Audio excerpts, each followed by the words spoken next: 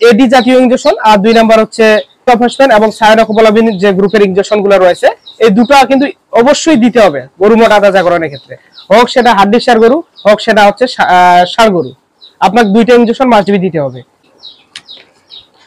আসসালামু আলাইকুম ওয়া রাহমাতুল্লাহ। দর্শক কেমন আছেন? আশা করি ভালো আছেন। তো দর্শক দীর্ঘ প্রায় অনেক মাস কেটে গেল আপনাদের মাঝে লাইভে আসেনি, তো আজকে আপনাদের মাঝে গরু মোটা তাজাকরণ রিলেটেড, যেহেতু সামনে কুরবানি আর বেশি দিন সময় নেই, সেক্ষেত্রে আপনাকে গরু মোটা তাজাকরণের ক্ষেত্রে কি কি ইনজেকশন দিবেন সেটা বিষয় নিয়ে আলোচনা করব, যেহেতু আমি কিছু পরিবারে হাড্ডির সার গরু রয়েছে। তাছাড়া দর্শক আমি আলাদা সেক্টরে কাজ করতেছিলাম, তার কারণে আপনাদের খামার রিলেটেড গরু মোটা তাজাকরণ এবং প্রাথমিক চিকিৎসার যে খামারের টুকিটাকি হয় সেটা আপনাদের মাঝে দিতে পারে নাই, তার জন্য আমাকে ক্ষমা দৃষ্টিতে দেখবেন, আন্তরিকভাবে দুঃখিত। মাঝে কিছু ওষুধ আছে, আমি এগুলো নিয়ে আসছি, এবং এই যে গরুগুলা দেখতেছেন হাড্ডির সার গরু, এগুলোকে আমি মোটা তাজাকরণ করে সামনে কুরবানিতে বিক্রি করব। তো কি কি ইনজেকশন দিলে আপনাদের দ্রুত সময় মোটা তাজাকরণ হবে এবং ষাঁড় গরুকে আপনারা কিভাবে ইনজেকশন দিবেন সেটা বিষয় নিয়ে আলোচনা করি। তো এই 4টা স্টেপে হচ্ছে আপনার গরু নির্বাচন করতে হবে, গরু ক্রয় করতে হবে সঠিকভাবে, দামটা যেন নিজের সীমাবদ্ধতার মধ্যে থাকে। 2 নাম্বার কৃমির ডোজটা মুক্ত করতে হবে, 3 নাম্বার টিকা দিতে হবে খুরা রোগের অবশ্যই, 4 নাম্বার সুষম খাদ্য। এটা গেল দর্শক। তারপর হাট থেকে নিয়ে আসার পর আপনার 10 দিন বা 12 দিনের মতো একটু আলাদা শেডে রাখলেন বা একই শেডে রাখলেন, একদিনে স্টেপ বাই স্টেপ পর্যায়ক্রমে গরু উঠাচ্ছেন। দ্বিতীয়ত তারপর যদি গরুটির জ্বর থাকে বা ব্যথা থাকে, সেক্ষেত্রে আপনারা হালকা জ্বরের ট্যাবলেট, ফার্স্ট বেড বা আর্থ্রিবেট ইনজেকশন দিতে পারেন। এটা গেল দর্শক।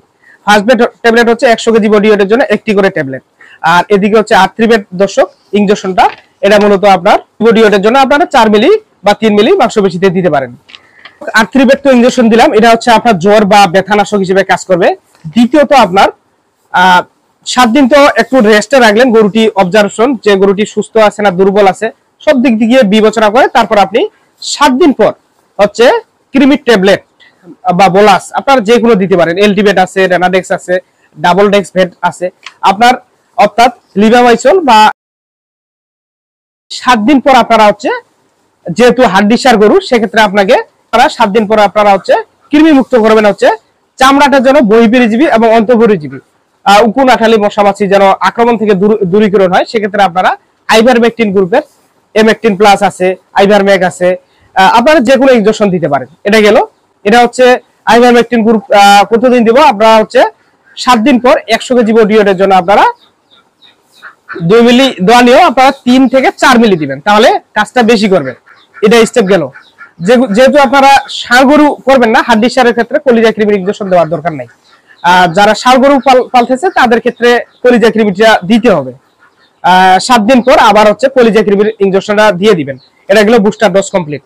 পাশাপাশি আপনারা লিভার টনিকটা খাওয়াবেন। দুর্বল খুব এবং খাওয়া দাওয়া ঠিকঠাক ভাবে নাই, সেক্ষেত্রে আপনারা জিঙ্ক সিরাপ দিতে পারেন। আর যেগুলো খুবই খাচ্ছে, সেক্ষেত্রে এগুলাকে লিভার টনিকটা কিন্তু দিতে হবে, কিন্তু জিঙ্ক সিরাপ দেওয়ার দরকার নাই। দর্শক কৃমির ডোজ ক্লিয়ার, লিভার টনিক এবং জিঙ্ক ক্লিয়ার। এখন আসি আমরা গরু মোটা তাজাকরণের ক্ষেত্রে যে ইনজেকশন গুলো আপনারা দিবেন।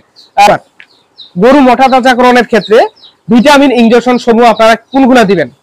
আপনাকে 2টা ইনজেকশন মাস্ট বি দিতে হবে। এই 2টা ইনজেকশন গরু মোটা তাজাকরণের ক্ষেত্রে অত্যাবশ্যকীয় প্রয়োজনীয়। 1 নাম্বার দর্শক এডি জাতীয় ইনজেকশন। এডি জাতীয় ইনজেকশনটা কি কি কাজের ক্ষেত্রে কাজ করে আমি সেটা আলোচনা করি।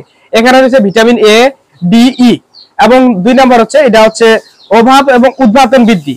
গরুটির অভাব এবং উৎপাদন বৃদ্ধির ক্ষেত্রে আপনার কাজ করবে। যেমন কি কি আছে দর্শক? রেনাসল এডি3 আছে, এটা হচ্ছে আপনার ভিটা এডি3 আছে একমি কোম্পানির, ইএসএডি আছে স্কয়ারের, এক্সট্রা এডি3 আছে নাভানা। আপনারা যে কোনো দিতে পারেন, অবশ্যই কার্যকর, ভালো কাজ করে। আপনার রেনাসল এডিটা এটা মূলত 100 কেজি বডি ওয়েটের জন্য 5 মিলি করে মাংসপেশিতে দেওয়ার চেষ্টা করবেন। এটা কতদিন দিব? 7 দিন পর পর 3 বার। 7 দিন পর পর 3 বার দিব, অর্থাৎ 21 দিনের মধ্যে 3 বার রেনাসল এডির ক্লিয়ার ডোজ গেল।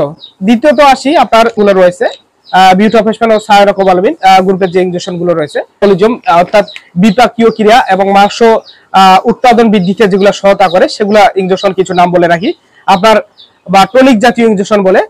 1 নম্বর হচ্ছে আপনার ক্যাটাফোস আছে, রেনাডেন, এটা আপনারা দিতে পারেন।